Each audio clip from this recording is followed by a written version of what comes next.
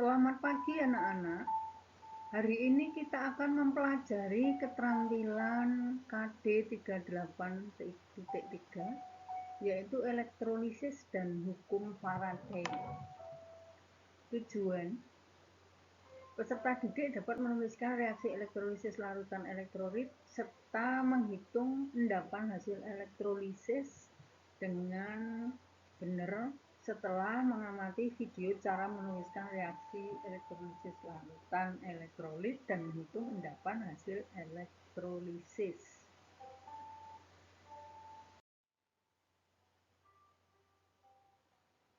Perhatikan perbedaan sel volta dan sel elektrolisis. Sel elektrolisis mengubah energi listrik menjadi energi kimia. Reaksinya berlangsung tidak spontan, sedangkan katoda merupakan kutub negatif dan anoda merupakan kutub positif. Perhatikan contoh gambar berikut. Energi listrik dialirkan dalam leburan NaCl. Reaksi elektrolisis leburan NaCl sebagai berikut. Katoda mengalami reduksi kutub negatif. Yang bereaksi adalah Na plus liquid plus elektron menjadi Na, sedangkan anoda mengalami oksidasi kutub positif. Yang bereaksi atau yang mengalami oksidasi adalah 2Cl- liquid menjadi Cl2 gas plus 2E. Karena elektronnya tidak sama, yang bawah 2, yang atas 1, sehingga yang atas dikalikan dengan 2. Sedangkan yang lainnya, yaitu Na plus juga harus dikalikan 2 sesuai dengan pengaliannya. Kemudian elektronnya kita corek, kita tambahkan. Hasilnya adalah sebagai berikut. Reaksi sel atau redoksnya, sebelah kiri panah kita jadikan 1 menjadi sebelah kanan panah kita jadikan 1.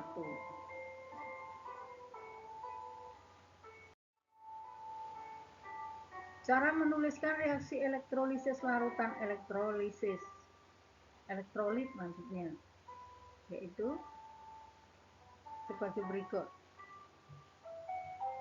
Reaksi di katoda bergantung pada jenis kation. Jika kationnya itu adalah golongan 1A, 2A, Al dan Mn, maka yang tereduksi adalah air, sedangkan kation lainnya itu tereduksi. Sedangkan di anoda itu yang mengalami anion atau ion negatif untuk elektroda PT, AU dan C yang inet, itu sisa asam oksi yang tereduksi adalah air, sedangkan sisa asam lainnya adalah anion tersebut. Demikian juga dengan anoda tidak inet, yang teroksidasi adalah anoda atau anion tersebut. Contoh penulisan reaksi elektrolisis larutan elektrolit. Misalnya, tuliskan reaksi elektrolisis larutan AgNO3. Reaksi ionisasinya AgNO3 terionisasi menjadi Ag plus NO3-. Karena plus Ag ini nanti bereaksi di katoda, sedangkan NO3- nanti di anoda. Reaksi elektrolisisnya berdasarkan aturan yang tadi sebelumnya, slide sebelumnya, katoda bermuatan negatif terjadi reduksi, yaitu Ag plus liquid plus, karena positif Ag-nya 1 sehingga elektronnya juga 1 menjadi Ag dalam wujud es atau solid atau padat. Sedangkan anoda kutub positif yang bereaksi adalah air. Kenapa? Karena NO3 itu ada oksigennya atau sisa asam oksi, sehingga yang teroksidasi adalah air, ya, dengan reaksi sebagai berikut. 2,2O menjadi 4H plus O2 gas plus 4E. Elektron tidak sama, yaitu 4E yang bawah, sedangkan yang katoda itu 1E, sehingga supaya sama dikalikan 4. Demikian juga ini satu baris harus dikalikan juga dengan 4. Karena elektronnya sama bisa kita coret. Kemudian kita tambahkan yang sebelah kiri panah kita jadikan 1, 4 Ag plus liquid plus 2,2O liquid menjadi 4 AgS plus 4H plus O2 gas.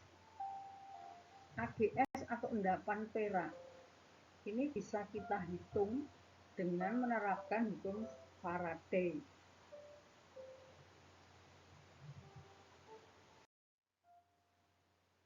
Hukum Faraday dapat disingkat atau dirumuskan yaitu W sama dengan E kali I kali T per 96.500, di mana W adalah jumlah endapan logam dalam gram,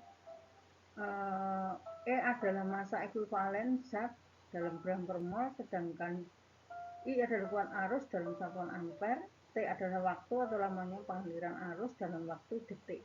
Contoh soal, larutan AgNO3 di mana ArAg adalah 108 dielektrolisis menggunakan arus listrik sebesar 10 ampere selama 965 detik. Hitung massa Ag yang mengendap di katoda. Diketahui EAg, kita hitung ArAg dibagi muatan ion Ag.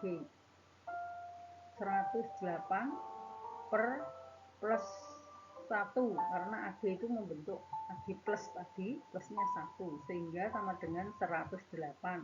Sedangkan I-nya 10 ampere, T-nya adalah 965 detik. Kita terapkan atau kita masukkan dalam rumus tadi sama dengan 108 kali 10 kali 965 per 96.500 sehingga hasilnya adalah 10,8 gram. Demikian anak-anak untuk hari ini. Selamat belajar, Tuhan memberkati.